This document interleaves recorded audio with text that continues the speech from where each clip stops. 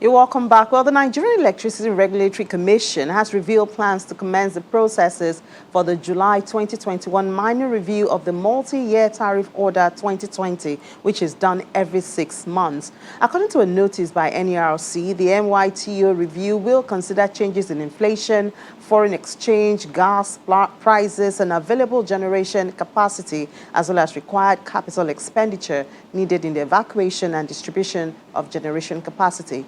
The electricity regulator says it will also conclude the extraordinary tariff review process for the 11 electricity distribution companies in a bid to consider their respective 5-year performance improvement plans.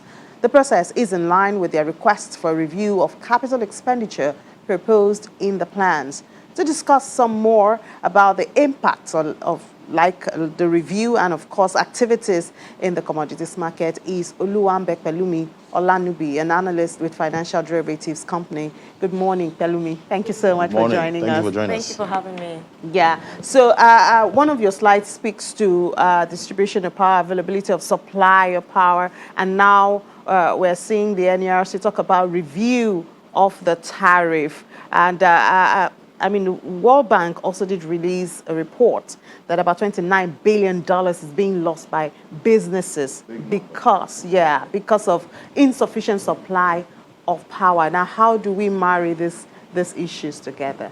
Yeah, thank you. You would agree with me that power supply is a major overhead cost for every business in this country. You know, businesses, manufacturers, and even household, even people with small-scale business and large-scale, they all depend on power supply to, push their production and all that. So if power supply is actually constant in the country, that would actually affect cost of production. It will decline significantly. And the data we have actually show that about 78% of people don't have up to 12 hours power supply, which is actually detrimental to the output. So the issue of raising tariff again is not even the call. If there is power supply and people are paying for value, I'm sure, they would have, households, businesses will have no choice. They will go, but the data also show that about 93% of people with metered electricity actually subscribe regularly. This shows that if there is power supply, household businesses would actually have no issue with increase in, yes, with subscription, but because the more the increase in the tariff and there is no output, they still go for other means of generating power supply, still leave them in the same position. Billing, which a lot of people have complained about. Yes, that is about $29 billion that the nation is losing annually. That's a huge amount, if you ask me, because this can be used on other productive activities that will propel the economy towards. What do you think are the constraints in the power sector at this moment? There's a lot of bureaucracy in this sector, and the fact that there is no transparency in the leadership of this sector, and a willingness too of the leaders, the willingness of the sector and all the stakeholders. We have seen people try to raise other means of generating power supply, which, if you ask me, is not there. Of course, you have to find another means of survival if what you have on ground is not giving you expected outcome. So if all these negotiations and conversations have been heard and whatever is being said is actually implemented, not just talking on paper without saying, we've been having this conversation for quite a while now and nothing significant has actually happened. So if all these leaders and stakeholders come together, do the right thing, we expect that there will be, and if there's a full deregulation too of the sector, that will also help. What do you mean by full deregulation of the sector? Allowing private sector to come in to own fully. But we have the discourse. Yes, we do, but we don't understand that to a large extent they are not productive enough because of the structural rigidity of the economy in a whole. So these are one of the constraints that actually. So does that bring into the conversation the issue of cost-reflective tariff? Because when you speak to the discourse, they tell you the tariff now is not reflecting, the cost, perhaps. But then the people will also say, let's see an improvement before we actually pay. It is actually fair to agree with what the people are saying because we all want value for our money. We are all in Nigeria. We know what is going on. So for every one naira that is going out of the pocket, we want to see value for it. So cost-reflective tariff is actually what we expect to see. And in the real sense, we aren't seeing that. Increasing the tariff because of production, generating a power supply, we understand from the for producers' angle, but also for households and firms, businesses that are paying this huge amount and are not having this impact on their businesses, they also raise eyebrow, and it's okay to ask such questions. What's your outlook for the review? For the review, I Well, I expect that they might still come up with raising the tariff slightly, which of course will still... You can't expect a reduction. We can't expect a reduction, obviously. And that will still affect household disposable income. And I hope we'll get better. I don't want to say we get worse. Hopefully. Yeah. Well, let's go to the oil market now. India is Nigeria's largest oil trading partner and is witnessing a staggering number of COVID-19. About 2 weeks now, they've been having some very fearful figures, and it's been a factor in the price movement of oil since last week. What's the impact of, this surge in cases? It's actually disturbing to see that there is this kind of surge in COVID infection cases in a very important country like India to the Nigerian economy. I mean, an average of about 350,000 people getting infected daily in the last 3-5 days. And we've seen the death rate of about 2,000 people. Now, this has actually, even the World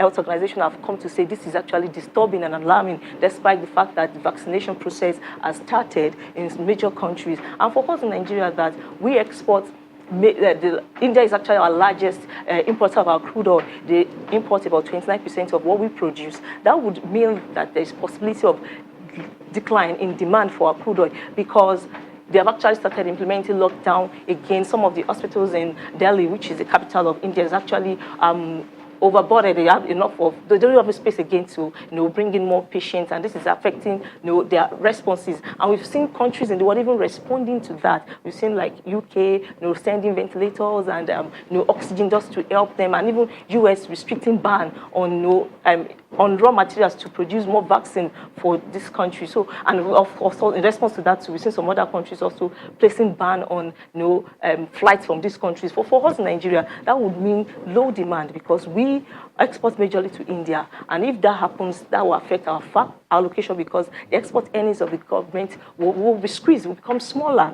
and that will affect FAC allocation and affect each state and the disbursement of FAC to carry out their. Are we already feeling the impact of this? Well, I wouldn't say that, because the last FAC that we saw showed a 12% increase in FAC allocation, and but coming months, based on that and the fact that there's possibility for decline in demand for oil globally because of the lockdown restriction that we are seeing now in this country, so it's possible that the demand for oil to decline. But for us in Nigeria, the good story or the good part is because our production quota also will increase coming next week, based on the last meeting they had. Yes, so that would still offset. The meeting tomorrow, I don't think a major decision. There's a meeting coming up that. Yes, tomorrow. Yes. So we hope that they will still keep what they had said about still easing production cuts that they said, relaxing it. So let's see the outcome. Okay, let's. The Cocoa Research Institute of Nigeria said that Nigeria's cocoa yields have affected by poor hybrid. Is there any way out of this? Now, this actually is interesting, because they actually developed like 8 hybrid of cocoa 2011 rather, that's about 10 years ago. And this particular hybrid of cocoa would actually produce more yields than what we have, the regular yield, because regularly we produce 0.5 tons per hectare, but this has the potential of producing 1.5 to 2 tons per hectare. But what we've seen is that there is actually low supply of this particular breed or this particular bud. And we have always said we need to improve our seedling to increase output, production, and all. So farmers are actually clamoring for more funds to ensure that there is more availability or supply of this particular bud, this type of cocoa, because as at 2022, they actually forecasted then that by 2022, Nigeria should be producing as high as 1 million tons, annually. But we are still producing 280,000 to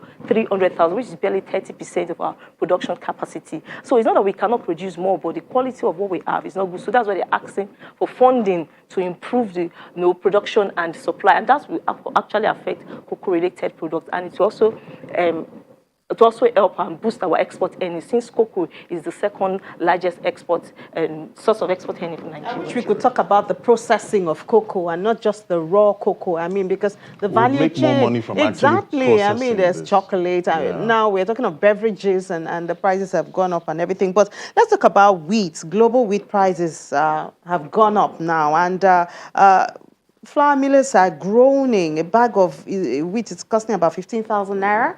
Well, with the intended plan by the CBN, I mean, we heard that they may be, it's not yet confirmed, that forex may be limited so that we can encourage more local production and consumption of wheat. Is it going to make any difference? Now, in Nigeria currently, what we produce is barely 10% of what we actually consume in terms of production processes and even for making wheat flour. We understand that wheat is actually a major input used in production of major household staples in the country, and even wheat flour itself, and for producing other food items like noodles, like pastas, etc. So an increase in wheat price, what it means is that we have to spend more to actually acquire, and that will increase cost of prices through import inflation. So that means that, and for us in Nigeria, we don't produce the actual type of wheat that is needed in this production process. That is the hard red winter wheat. We are just yet. So that would mean for